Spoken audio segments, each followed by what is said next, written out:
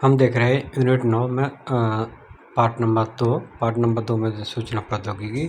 इसमें आता है कंप्यूटर। कंप्यूटर आपको पता होगा कि एक मॉनिटर होता है, कीबोर्ड होता है, एक सीपीयू होता है। इन तीनों चीज़ों को मिलाकर के बनता है कंप्यूटर। लेकिन आजकल एक देखें लैपटॉप आने लगा है जिसमें सारी चीज़ एक ही जगह होती है, होता है लैपटॉप। फिर उसको भी छोटा रूप देखो मोबाइल आने लगा है, उससे भी छोटा रूप देखो तो आप आजकल की घड़ियाँ देख लीजिए।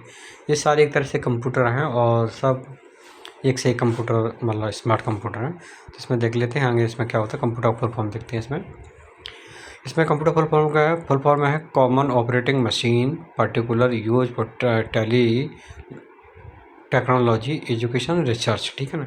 कंप्यूटर के जो पितामह होते हैं वो चार्ल्स बेबेज को कहा जाता है और कंप्यूटर की साक्षरता दिवस मनाते हैं कंप्यूटर के लिए, प्रतिवर्ष 2 दिसंबर को मनाया जाता है। और इसके बारे में बता दें कि सूचना प्रौद्योगिकी काफ़ी लंबी यूनिट है, तो इसको हम 2 पार्ट में करेंगे। जो जहाँ तक हो सकती है आज करेंगे, फिर इसके बाद दूसरी बार करेंगे। अब चलो आगे चलते हैं कंप्यूटर के बारे में। प्रथम कौन देखिए, अब विश्व का प्रथम जो गणना यंत्र था वेकस था, और प्रथम मैकेनिकल एडिटिंग यंत्र जो पास्कल था। विश्व का प्रथम प्रोग्रामर जो थी ना वो लेडी अगस्ता थी। विश्व का पहला पर्सनल कंप्यूटर एनालिटिक इंजन था। विश्व का पहला प्रोग्रामिंग यंत्र एनालिटिकल इंजन था। विश्व का पहला पूर्व स्वचालित विद्युत गणना यंत्र मार्क था। पहला इलेक्ट्रॉनिक डिजिटल कंप्यूटर एबीसी एंटाना सॉफ्टवेरी कंप्यूटर था। विश्व का पहला पूर्ण इलेक्ट्रॉनिक डिजिटल कंप्यूटर एनिएक था, और एनिएक की फुल फॉर्म है electronic numerical integrated and computer. संग्रहित प्रोग्राम के आधार पर पहला कंप्यूटर एडीवेक था। विश्व का प्रथम व्यापारिक कंप्यूटर यूनिवेक था। विश्व का प्रथम व्यवसायिक कंप्यूटर एप्पल सेकंड था। विश्व का प्रथम कंप्यूटर क्रे था। विश्व का पहला पोर्टेबल कंप्यूटर ऑसबर्न था। अब देखिए यहाँ पे एडीवेक है। एडीवेक का फुल फॉर्म है electronic distributed variable automatic computer. EDSAC का electronic delay strong and automatic calculator. UNIVAC का यूनिवर्सल ऑटोमेटिक कंप्यूटर। ठीक है ना। हो सकता है इसमें बोलने को कुछ शब्द आगे सही नहीं बोल पाए, प्रोनाउंसिएशन सही नहीं रहा हो इसका डिस्क्राइब इट का, तो बाकी आप देख लीजिए। अब देखिए कंप्यूटर के कार्य क्या होते हैं। कंप्यूटर देखो क्या होता है, डाटा को जैसे ही कंप्यूटर हम कीबोर्ड से लिखते हैं तो इनपुट हो गया, फिर वो कंप्यूटर के अंदर जाता है तो उसमें इंटर दबाते हैं तो प्रोसेस होने लगता है। फिर उसके बाद जो इंटर दबाया तो उसके बाद तुरंत उसमें आंसर आने लगता है मॉनिटर पर, उसे कहते हैं आउटपुट। ठीक है ना। इसको हम स्टोरेज भी कहते हैं। स्टोर करने के लिए कोई भी चीज़ अपने सिस्टम में सेव कर दी तो फिर स्टोरेज हो जाती है। ठीक है, ये उसके हो गए कंप्यूटर के 3-4 भाग जो भी रहते हैं। अब इसमें कंप्यूटर की नज़र में पीढ़ियाँ देख लेते हैं, कौन सी पीढ़ी होती है। प्रथम पीढ़ी आई थी 1942 से 55 में। इसमें कंप्यूटर हार्डवेयर के रूप में निर्मित हुई थी। सॉफ्टवेयर के रूप में मशीनी भाषा बाइनरी भाषा का उपयोग किया गया था। मेमोरी में पंच कार्ड और पेपर टैप का उपयोग किया था। गणना मिली सेकेंड में की जाती है और भाषा मशीन भाषा थी। उदाहरण एनीवेक। ठीक है ना। अब दूसरी पीढ़ी आती है 56 से लेकर के 65, और इसमें ट्रांजिस्टर का उपयोग किया जाता है हार्डवेयर के रूप में। असेंबलर और कंपाइलर इसमें सॉफ्टवेयर थे। मेमोरी में चुंबकीय टेप और डिस्क थी इसमें, और जिसकी गणना माइक्रो सेकंड में की जाती थी। कोबल फोटोन इसकी लैंग्वेज थी। IBM 1401 इसमें कंप्यूटर का उपयोग किया गया था। तीसरी पीढ़ी आती है वो 66 से 75 भी, और इसमें IC का उपयोग किया गया था। इंटरप्रेटर इसमें सॉफ्टवेयर था, और चुंबकीय स्टोरेज में वृद्धि की गई थी। नैनो सेकंड में इसकी गणना की जाती थी। पास्कल बेसिक और C जैसी लैंग्वेज आ गई तो IBM 360 इसमें उपयोग किया गया था। चौथी जो पीढ़ी आई थी उसमें 76 से लेकर के 89 तक रहा था। माइक्रो प्रोसेसर और VLSI का उपयोग किया गया था। ग्राफिकल यूजर इंटरफेस यूनिक्स का उपयोग किया गया था। अर्धचालक मेमोरी आई थी। पिको सेकंड आई, और इसमें पिको सेकंड गणना थी, और ऑरेकल भाषा थी, और IBM PC एप्पल PC का उपयोग किया गया था। पाँचवीं 1990 में वर्तमान में पीढ़ी चल रही है, 1990 से चल रही है। ULSI SLI और लैपटॉप और इंटरनेट का उपयोग किया गया था। Internal multimedia, optical disk, virtual memory, facto second, और जावा और HTML सुपर कंप्यूटर। अब देखिए अभी तक कंप्यूटर की 5 पीढ़ी आ चुकी है। इसका देखा IC चिप का तीसरी पीढ़ी उपयोग किया गया था। IC होती है ना वो सिलिकॉन की बनी होती है, पूछा जाता है। तीसरी पीढ़ी के कंप्यूटर कंप्यूटर गति रैम का विकास हुआ था। कंप्यूटर की पाँचवीं पीढ़ी इंटरनेट, ईमेल, WWW का विकास हुआ था। पाँचवीं पीढ़ी आर्टिफिशियल इंटेलिजेंस और रोबोटिक्स का प्रयोग हुआ था। कंप्यूटर के भाग में देखते हैं तो इसमें देखिए एक सिस्टम यूनिट होती है, इनपुट यूनिट होती है, आउटपुट यूनिट होती है।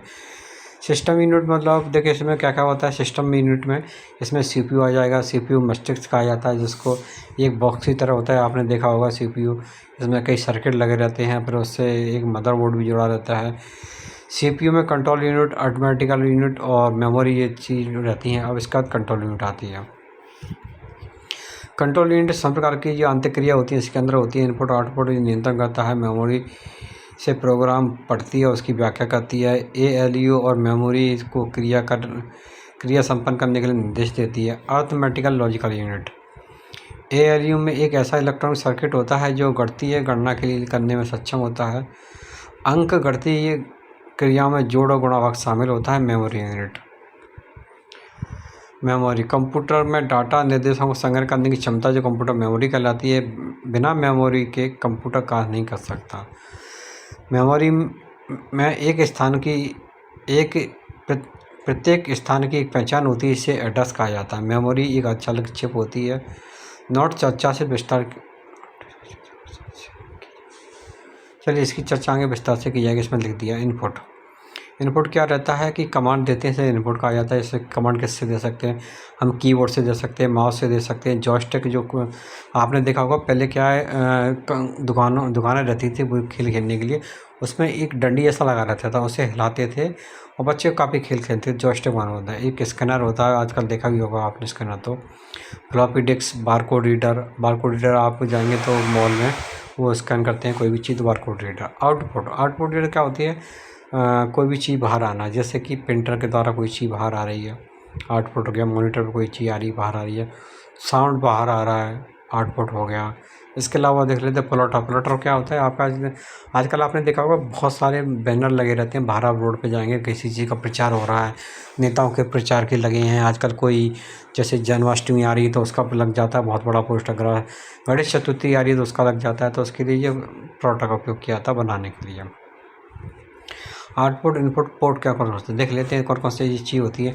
जैसे आपने CPU देखा होगा, CPU के पीछे ये हिस्सा है, तो इसमें देख लेते हैं क्या क्या चीज़ है इंपॉर्टेंट। क्या है देखो, इसमें आता है parallel port, serial port, universal bus port, और फिर musical instrument, digital infrastructure, high definition multimedia protection, videography array. देखो ये सारे इसमें दे रखे हैं, नाम दे रखे हैं, पूरे देखते हैं। सबसे देखते हैं पैरेलल पोर्ट में क्या क्या होता है? इसमें 8 से अधिक तारों का उपयोग किया जाता है, 1 लाख बिट डाटा ट्रांसफ़र किया जाता है पैरेलल पोर्ट में। पैरेलल पोर्ट कहाँ है इसमें? ये रहा पैरेलल पोर्ट, ठीक है ना। आपने देखा होगा अक्सर जब प्रोजेक्टर का उपयोग करते हैं तो इसका ही उपयोग किया जाता है जहाँ तक है। और इसमें इसका उपयोग प्रिंटर डिवाइस जोड़ने के लिए किया जाता है। और इसमें डाटा ट्रांसफ़र की गति सीरियल से अधिक तीव्र होती है, सीरियल वाले से। सीरियल का दूसरे नंबर पर आ रहा है, ठीक है ना। इसे कंप्यूटर पोर्ट कहते हैं। एक बार में एक डाटा बिट भेजा जाता है, इसकी गति धीमी होती है। इसका उपयोग कीबोर्ड और माउस को जोड़ने के लिए किया जाता है। यूनिवर्सल सीरियल बस, ठीक है ना। इसका सबसे अधिक उपयोग बाह्य उपकरण को जोड़ने में किया जाता है। सामान्यतः सभी कंप्यूटर 2 से 4 USB पोर्ट होते हैं। इसका उपयोग भी mouse, keyboard, wifi device, pen drive जोड़ने के लिए किया जाता है। अब आएगा musical instrument and digital infrastructure. And नहीं लगा इसमें, मैंने बोल दिया वैसे ही। इसे मिडे कहते हैं। केवल कंप्यूटर जोड़ने के लिए कार्य किया जाता है। हम कई प्रकार के इलेक्ट्रॉनिक्स म्यूजिकल उपकरण, ऑडियो डिवाइस कंप्यूटर को जोड़ सकते हैं। साथ ही उन डिवाइसों को प्ले कर सकते हैं और रिकॉर्ड भी कर सकते हैं। अगर आपको एक टेगार कंप्यूटर जोड़ना होता है तब आप मिड डे केबल का उपयोग करते हैं। हाई डेफिनेशन मल्टीमीडिया इंटरफेस, इस पोर्ट का उपयोग हाई डेफिनेशन वीडियो के कॉन्फ़िगरेशन को जोड़ने के लिए किया जाता है। आजकल LED मॉनिटर, TV को कनेक्ट करने के लिए हाई डेफिनेशन केबल का उपयोग किया जाता है। वीडियोग्राफी एरे, इसका वीडियो आउटपुट करने के लिए किया जाता है। जैसे कंप्यूटर, टेलीविज़न, लैपटॉप को कनेक्ट करने के लिए VG का उपयोग किया जाता है। कंप्यूटर की विशेषताएं, इसमें क्या क्या आता है? गति होती है, शुद्धता, सक्षमता, स्मरण शक्ति, उपयोगिता, स्वचालन और संग्रहण। और ये देखो अभी हम पढ़ चुके हैं कंप्यूटर साक्षरता 2 दिसंबर को, कंप्यूटर सुरक्षा दिवस 30 नवंबर को, ठीक है ना। ये कंप्यूटर का स्ट्रक्चर है, तो इससे आप समझ सकते हैं बहुत सारी चीज़ें। कंप्यूटर के प्रकार कौन कौन से प्रकार होते हैं? कंप्यूटर कार के आधार पर, आकार के आधार पर और देश के आधार पर। तो सबसे पहले देख रहे हैं कार के आधार पर एनालॉग कंप्यूटर। एनालॉग कंप्यूटर कैसे होते हैं? सामान्यतः भौतिक राशियाँ जैसे ताप, दाब, लंबाई को मापने के लिए उपयोग की जाती हैं। ये इसमें एनालॉग कंप्यूटर आते हैं। इसका उपयोग अधिकतर इंजीनियरिंग और इंडस्ट्री या विज्ञान क्षेत्र में किया जाता है, जैसे थर्मामीटर, ताप आपने थर्मामीटर देखा होगा, कांच का बना होता है। स्पीडोमीटर गाड़ियों में लगा देखा होगा। भूकंप मापी एक यंत्र होता है, आपने देखा होगा। एनालॉग डिजिटल, एनालॉग आपने जो घड़ियाँ होती हैं हाथ में पहनते हैं, एनालॉग हो गई। वोल्टामीटर, आप जैसे कि आपके घर में बिजली की तार वगैरह पहले ट्यूबवेल वगैरह रहते थे गाँव में खेतों पर, उसमें वोल्टामीटर का उपयोग किया जाता है, आपने देखा होगा। डिजिटल कंप्यूटर, डिजिटल कंप्यूटर एक ऐसा कंप्यूटर होता है जो जीरो वन के रूप में, मतलब डिजिटल कंप्यूटर क्या होता है? जीरो वन के रूप में प्रोग्राम को जीरो वन के रूप में प्रस्तुत करके उसे इलेक्ट्रॉन रूप देता है, ठीक है ना। ऐसे कंप्यूटर जिनका उपयोग डिजिटल युक्तियों में किया जाता है और डिजिटल सिग्नल का प्रयोग किया जाता है, डिजिटल गणना के लिए, साथ ही लॉजिकल क्रियाओं के लिए। जैसे करके डिजिटल कंप्यूटर जो आजकल होता है अपने पास डिजिटल ही होते हैं। डिजिटल घड़ियाँ आपने देखा होगा, आजकल बहुत सारे लोग घड़ियाँ मंगा रहे हैं ऑनलाइन से, नॉइज़ की आ रही है, फिट और बहुत सारी कंपनियाँ, नाम याद नहीं आ रहे, रियलमी की भी है और भी कंपनियाँ। कैलकुलेटर आजकल आता है अपने डिजिटल वैसे सादा वाला। हाइब्रिड, हाइब्रिड क्या होता है? दोनों के मिले जुले गुण। एनालॉग कंप्यूटर, डिजिटल कंप्यूटर के मिले हुए गुण होते हैं, वो हाइब्रिड होता है। आप जैसे कि हॉस्पिटल में जाएंगे तो वहाँ पे कोई भी मरीज़ होता है तो मरीज़ के लिए आपको देखे होंगे कि उसमें एक मॉनिटर होता है, उसे लगा देते हैं शरीर, हाथ पैर सब जगह से, तो उसमें उसकी धड़कन, ऑक्सीजन वगैरह सब चीज़ उसमें एक चलता रहता है, जैसे आपने फिल्मों में देखा इस प्रकार से चलता रहता है। ऊपर हार्ट बीट, वो ऑक्सीजन लिखी रहती है 100 उसकी, और साथ में और भी उसका प्रेस जो भी चीज़ लिख रही है बहुत सारी चीज़ लिख के देता है, तो वो का मिला जुला रूप होता है। तो इसमें देख लेते कहाँ का उपयोग किया था। देखो पेट्रोल पेट्रोल पंप पे कंप्यूटर का किया था, डिजिटल गणना वाले, ठीक है ना, वहाँ पे देख लीजिए। पेट्रोल की मात्रा को माप कर लीटर में मापता है, उसकी गणना करता है। अब हॉस्पिटल में रोगी की तापमान, धड़कन, रक्तचाप को एनालॉग सिस्टम के रूप में ग्रहण करता है, उन्हें डिजिटल सिग्नल के रूप में बदल करके अंकों के रूप में प्रदर्शित करता है। अब आकार के आधार पर, आकार में देख लेते हैं कौन कौन से होते हैं। आकार के आधार पर माइक्रो, ये छोटे और कम कीमत वाले होते हैं। घरों, कार्यालय, विद्यालयों में प्राय कंप्यूटर लगे रहते हैं, जैसे संगणक क्षमता और कार्य करने की अपेक्षाकृत कम होती है। एक व्यक्ति एक ही सिस्टम पे एक ही व्यक्ति काम कर सकता है, जैसे डेस्कटॉप कंप्यूटर, लैपटॉप, पॉमटेप, नोटबुक और टैबलेट, ठीक है ना। टैबलेट आपने देखा ही होगा, टैबलेट आजकल चल रहे हैं। मिनी कंप्यूटर, माइक्रो और मिनी आते हैं, ये मध्यम आकार के उद्देश्य वाले कंप्यूटर होते हैं, इसे मिड रेंज कंप्यूटर कहते हैं। ये माइक्रो कंप्यूटर की तुलना में अधिक कार्यशील, शक्तिशाली, अधिक कीमत वाले होते हैं। इनकी संगणक क्षमता, कार्य करने की गति पर अपेक्षाकृत अधिक होती है। इन पर एक समय में एक से अधिक व्यक्ति कार्य कर सकते हैं। जैसे इनका उपयोग कहाँ किया जाता है? बैंक में, बड़े ऑफिसों में अधिकतर काम किया जाता है। मेन फ्रेम कंप्यूटर, ये आकार बहुत बड़े होते हैं, संगणक क्षमता, कार्य करने की गति बहुत होती है। इन कंप्यूटर एक समय में कई व्यक्ति कार्य कर सकते हैं। जैसे रेलवे में आरक्षण आप एक उसमें लाइन से कंप्यूटर लगे रहते हैं, उसमें मतलब क्या है वो मेन कंप्यूटर से जुड़ा रहता है, तो उसमें एक साथ बहुत भी काम करते रहते हैं।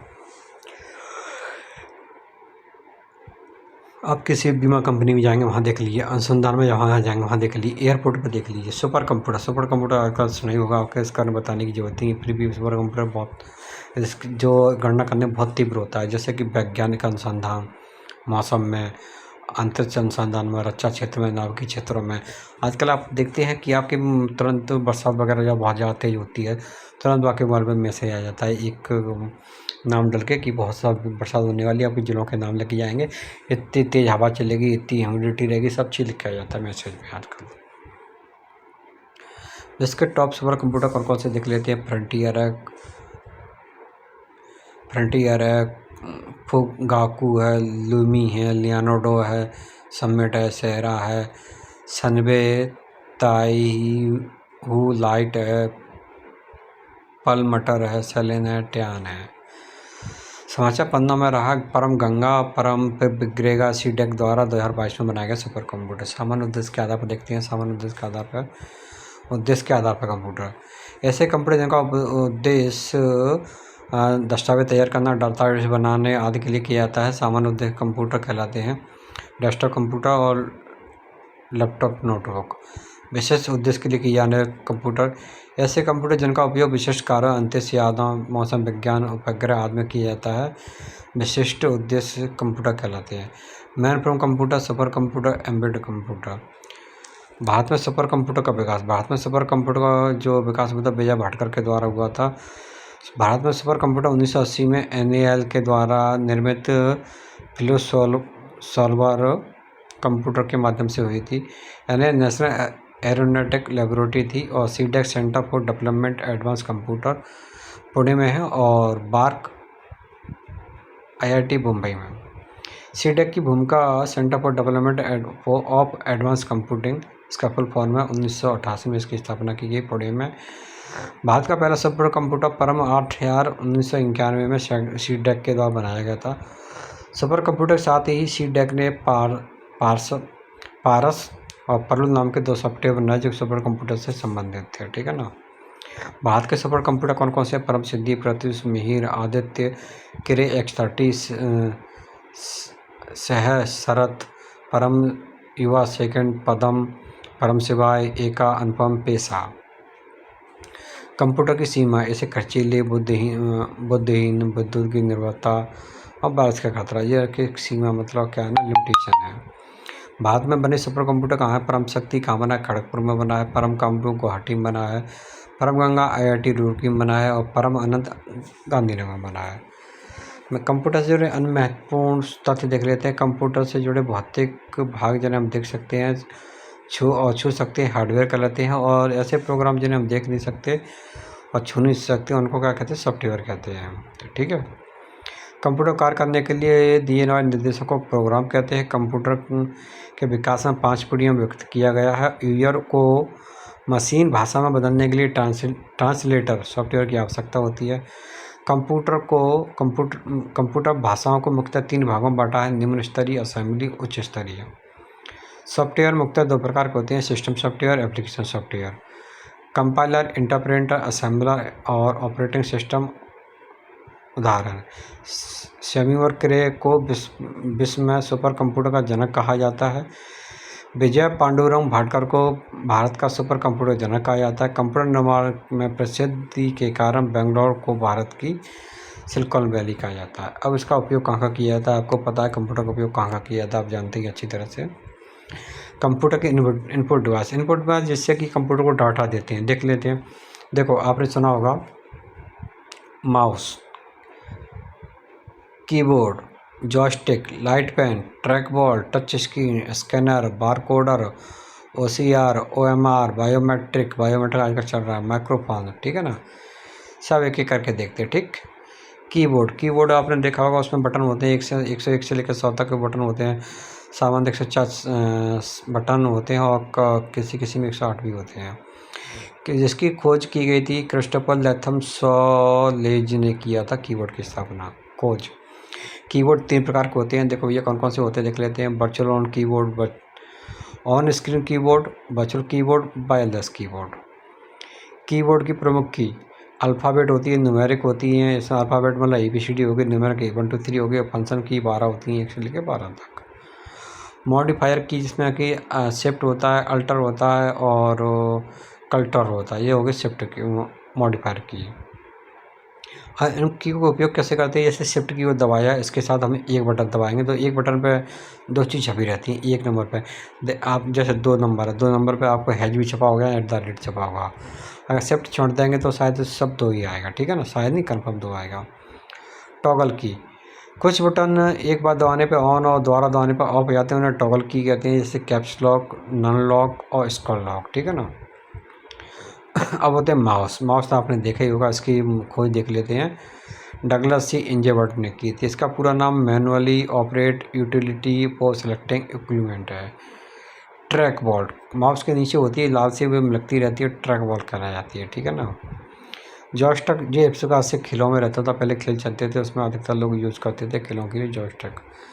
लाइट पेन लिखने के लिए उपयोग किया जाता है और ये इसका उपयोग ड्राइंग, फोटो एडिटिंग, ग्राफिक्स और मेनू को सेलेक्ट करने किया जाता है।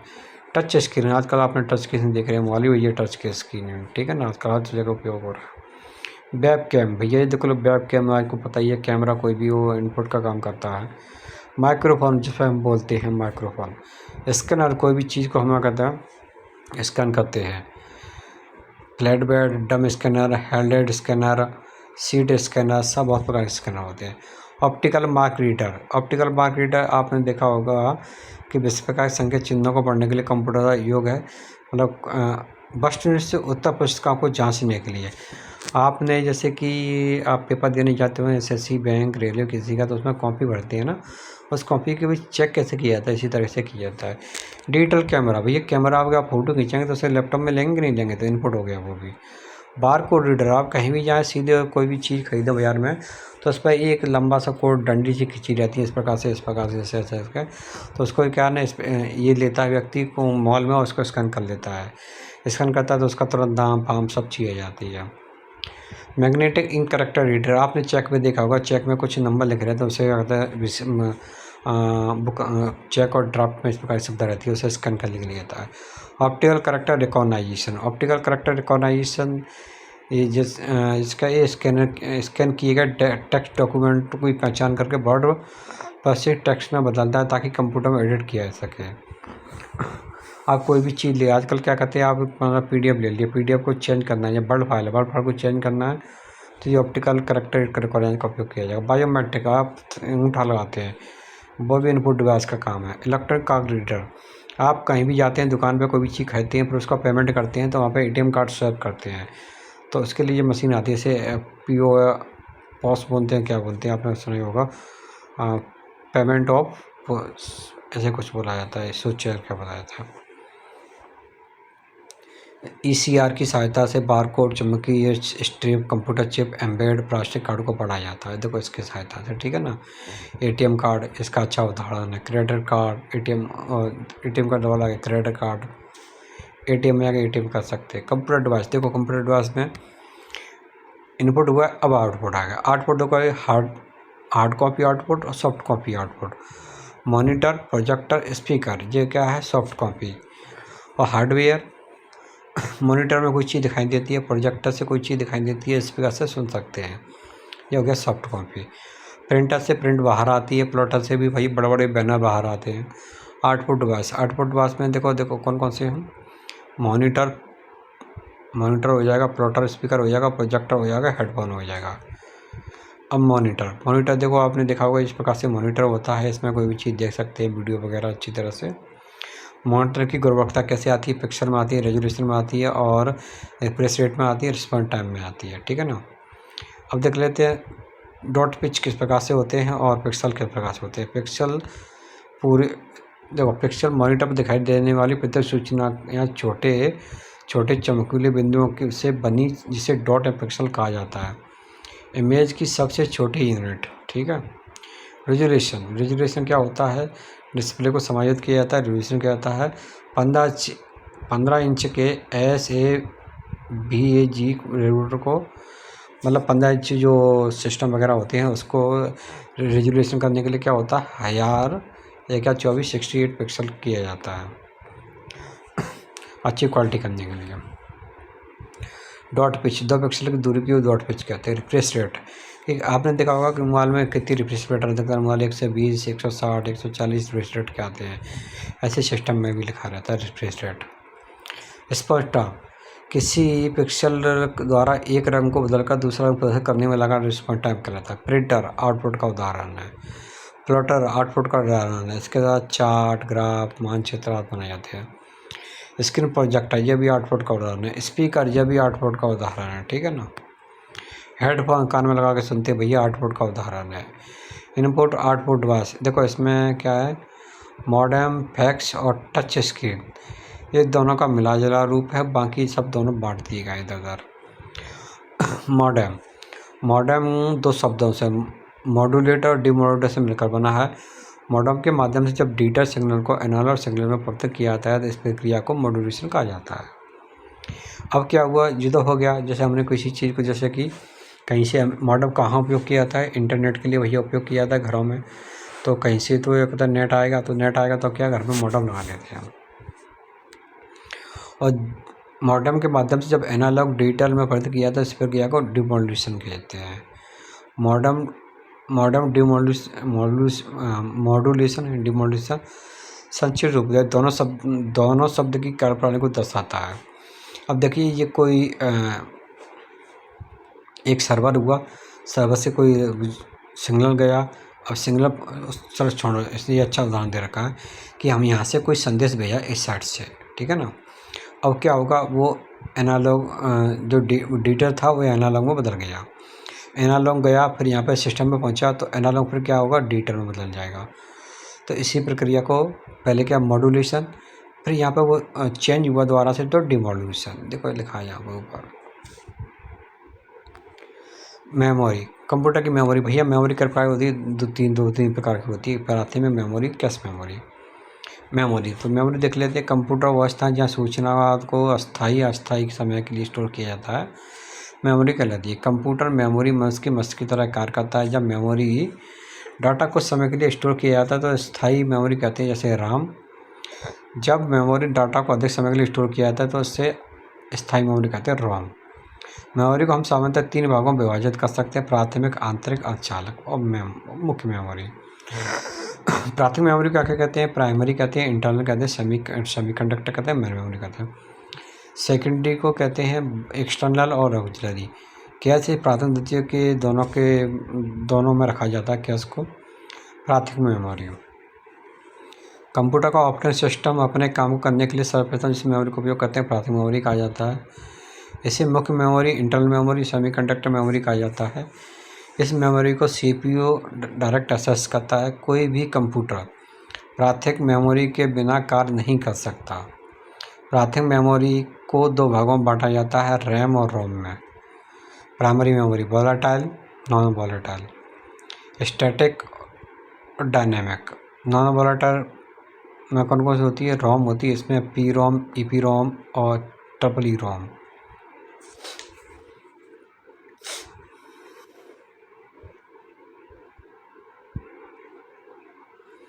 इसके अलावा आती है रोम। रैम में रैंडम एक्सेस मेमोरी। कंप्यूटर चलाने के लिए किए जाने वाले कार्य को प्रोसेस करने वाली प्राथमिक मेमोरी को रैम मेमोरी कहते हैं। रैम एक स्थायी मेमोरी है। यह पहली बार राम को इंटेल कंपनी द्वारा बनाया गया था। रैम में रीड राइट दोनों ऑप्शन होते हैं। इसमें डाटा पढ़ने के साथ लिख भी सकते हैं। बिजली चले जाने पर, अचानक कंप्यूटर बंद हो जाने पर लिखा हुआ डाटा इसमें समाप्त हो जाता है, अस्थायी मेमोरी कहा जाता है। इसके 2 भाग होते हैं, स्टैटिक और डायनेमिक। स्टैटिक होती है और स्टैटिक रैंडम एक्सेस मेमोरी। इसे स्टैटिक क्यों कहता है, क्योंकि जल्दी रिफ्रेश नहीं होती। शेयर मार्केट और एयर ट्रैफिक कंट्रोल कंप्यूटर को इसका उपयोग किया जाता है। और डायनेमिक मेमोरी क्या होती है, static dynamic random access memory, क्योंकि इससे बार बार रिफ्रेश करने की आवश्यकता होती है, इसलिए डायनेमिक कहा जाता है। पर्सनल कंप्यूटर, लैपटॉप, टैबलेट आदि में इसका उपयोग किया जाता है। रोम रीड ओनली मेमोरी, से सब पढ़ सकते हैं, इसमें एडिट नहीं कर सकते। ये एक स्थायी मेमोरी है, ठीक है ना। इसमें केवल डाटा रीड किया जा सकता है, लिखा नहीं जा सकता। बिजली चली जाने पर, अचानक बंद हो जाने पर लिखा हुआ डाटा नष्ट नहीं होता, इसलिए स्थायी मेमोरी कहते हैं। 3 प्रकार की होती है, ठीक है ना। 3 प्रकार देख लेते हैं एक एक करके। प्रोग्रामेबल रीड ओनली मेमोरी, ठीक है ना। और इसमें क्या होता है, एक बार डाटा लिख जाता है लेकिन मिटाया नहीं सकता, जैसे कि वीडियो गेम है, टॉयस है, मेडिकल उपकरण है, CTR मॉनिटर है, ठीक है ना। और अब है EP रोम, रीजेबल प्रोग्राम रीड ओनली मेमोरी। इसमें क्या होता है, एक बार डाटा को लिखे हुए को हम अल्ट्रा वायलेट किरणों की सहायता से मिटा सकते हैं, जैसे टीवी टूनर कार्ड में किया जाता है। और दूसरी है EEP ROM, electrical erasable program read only memory. इसमें लिखे हुए डाटा को इलेक्ट्रिकल सिग्नल के द्वारा कुछ समय में हटाया जा सकता है। Digital camera, MP3 player, memory card में किया जा सकता है ऐसा, ठीक है ना। द्वितीयक मेमोरी वह मेमोरी जो CPU से सीधे डायरेक्ट एक्सेस नहीं होती है, द्वितीयक मेमोरी कहलाती है। इसे ऑक्सिलरी एक्सटर्नल बैकअप मेमोरी कहते हैं। इसका उपयोग डाटा को अधिक मात्रा में स्टोर करने के लिए किया जाता है। यह मेमोरी कंप्यूटर का भाग नहीं होती है, यह अलग से जोड़ा जाता है, जैसे कि हार्ड डिस्क, DVD, CD, आजकल तो पेन ड्राइव भी आ रहे हैं इसमें। द्वितीय मेमोरी के प्रकार सीक्वेंस एक्सेस मेमोरी और डायरेक्ट एक्सेस मेमोरी। तो सीक्वेंस एक्सेस में मैग्नेटिक टैप आ जाता है। डायरेक्ट एक्सेस में आप देखिए hard disk, floppy disk, CD, DVD, BD, memory card, pen drive, ठीक है ना। सीक्वेंस असेंबली मैग्नेटिक टेप आता है। इसमें मैग्नेटिक टेप क्या होता है, इस प्रकार की मेमोरी में डाटा उसी क्रम में एक्सेस होता है जिस क्रम में डाटा स्टोर किया जाता है। इसका उपयोग पहले वीडियो प्लेयर टैप कैसेट में किया जाता था और आजकल इसका उदाहरण मैग्नेट टेप।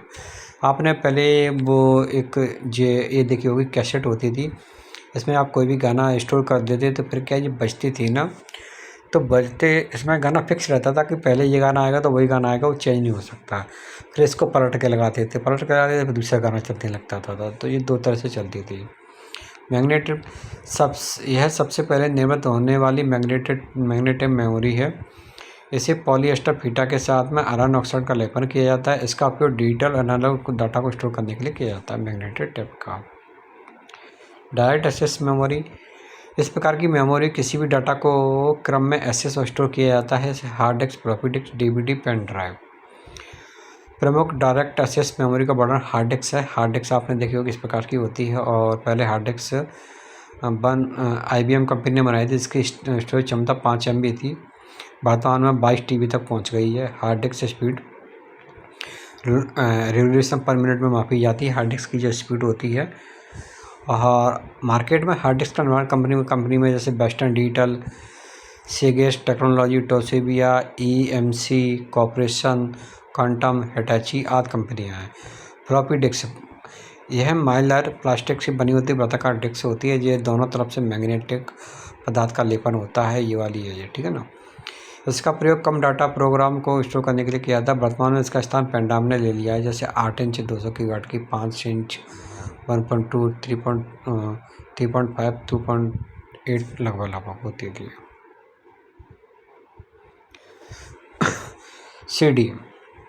CD इस प्रकार की होती है, इसमें डाटा स्टोर किया जाता था और इसे लेयर टेक्निक के माध्यम से किया जाता था। DVD को डिजिटल वर्सेटाइल या फिर डिजिटल वीडियो डिस्क भी कह सकते थे। सीधी से अधिक क्षमता होती थी, 17 GB तक इसमें डाटा बन जाता था। यह मेमोरी CD की भांति होती थी, लेकिन इसमें डाटा स्टोर क्षमता बहुत ज़्यादा होती थी। इसे पढ़ने के लिए लाल रंग के लेजर बीम का उपयोग किया जाता था। देखो, एक साइड वाली 7 GB की होती थी और 2 लेयर वाली 8 GB की होती थी, और एक लेयर लेकिन 2 साइड वाली 9 GB की होती थी। 2 लेयर 2 साइड वाली 17 GB की होती थी, ठीक है ना। ब्लू रे डिस्क, ये बहुत अच्छी क्वालिटी की बताई जाती थी। BD नाम से जाना जाता था ब्लू रे डिस्क को। ये ऑप्टिकल डिस्क में सर्वाधिक क्षमता वाली होती थी। इसका हाई डेफिनेशन वीडियो समर्थन करती थी। इसकी स्टोरेज क्षमता होती थी 25 से 128 GB तक। होलोग्राफिक वर्सेटाइल डिस्क DB की तरह दिखने वाली डिस्क होती थी और इसकी स्टोरेज क्षमता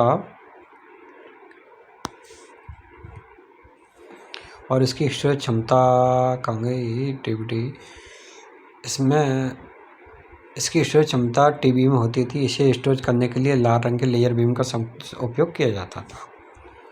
प्रमुख स्टोरेज डिवाइस जो घटते हुए क्रम में सबसे ज़्यादा हार्ड डिस्क में डाटा स्टोर किया जाता था, ठीक है ना। पेन ड्राइव भी आजकल देखा होगा आपने, कई GB तक आने लगा है। तो आपको पेन ड्राइव देखा होगा, एक लंबी सी युक्ति होती है। इसे USB पोर्ट में जोड़ा जाता है और स्टोरेज क्षमता इसकी गीगाबाइट तक हो सकती है। इसे हटाने के लिए कंप्यूटर से हटाने पर भी डाटा बना रहता है। मेमोरी कार्ड आपने देखा होगा, छोटी सी DB होती है, आजकल मोबाइलों में लगाए जाते थे। वो मेमोरी कार्ड होते पतले से होते थे, मल्टीमीडिया कार्ड कहा जाता था। मास स्टोरेज डिवाइस, ये कम लागत वाली असीमित क्षमता वाली होती थी। डिस्क, CD-ROM, जैक बॉक्स होते थे। विभिन्न प्रकार की मेमोरी कौन कौन सी होती थी शायद दे रखी है, जिसमें register, cache memory, RAM, magnetic, optical disk. इसकी एक्सेस क्षमता भी दे रखी है कितनी होती थी, और स्टोरेज क्षमता भी दे रखी है। मेमोरी का जो संबंधित अंक तथ्य थे कि 1 बिट कितने की होती थी, एक 0 1 होती थी, और एक निबल होती 4 बिट की, और 1 बाइट होती 8 बिट की। इसमें सबसे ज़्यादा इंपॉर्टेंट है 1 MB 1024 की। इसके अलावा 1 टेराबाइट होती थी, 2 की घात 40 टेराबाइट, ठीक है ना। यहाँ पर 124 GB मेमोरी क्षमता जो भंडार होती थी, पहले रजिस्टर में सबसे ज़्यादा होती थी, फिर कैश में, फिर मेमोरी में, सेकेंडरी, फिर मेमोरी। गति सबसे ज़्यादा रजिस्टर की होती थी, फिर कैश की, फिर प्राइमरी की, फिर सेकेंडरी की, फिर सेकेंडरी मेमोरी की, ठीक है। कैश मेमोरी और रजिस्टर मेमोरी के बारे में दे रखा है, तो इसमें देख लेते हैं। कैश मेमोरी विशेष प्रकार की तीव्र मेमोरी होती थी जो कि कंप्यूटर पर प्रोसेसिंग को गति बढ़ा देती थी। यह सीपीयू और मुख्य मेमोरी के मध्य होती थी। कैश मेमोरी एक अस्थायी प्रकार की मेमोरी होती थी। इसे सीपीयू की मेमोरी भी कहा जाता था। सीपीयू, कैश मेमोरी और मेन मेमोरी। रजिस्टर यह कंप्यूटर की सबसे तीव्र मेमोरी होती थी। यह सीपीयू से जुड़ी होती थी तथा तीव्र गति से सूचनाओं को आदान प्रदान करती थी। कार्य के आधार पर इन्हें कई भागों में बांटा जा सकता था, जैसे memory address, register, input, output. यह मुख्य मेमोरी का हिस्सा नहीं है और यह 16, 32, 64 बिट में पाई जाती थी रजिस्टर। ठीक है ना। अब सॉफ्टवेयर के बारे में हम कल बात करेंगे, आज इतना ही, और इसके बाद में देखते हैं जो भी होगा। कल पढ़ेंगे हम सॉफ्टवेयर, कंप्यूटर सॉफ्टवेयर, या फिर अब थोड़ी देर से देखेंगे।